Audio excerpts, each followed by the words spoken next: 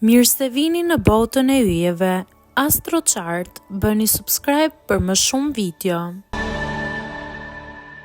Shenjat e horoskopit që kanë krenari të pathyeshme. Në vend të parë Luani. Luani është simboli i vetbesimit. Ai kërkon respekt, jo lavdërime boshe.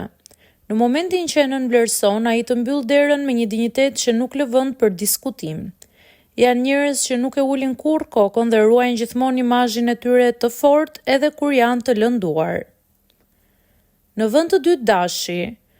Dashi është energji e pastër dhe vetbesimi pa lëkundur. Ai nuk duron të komandohet, të poshtërohet apo të lihet pas dore.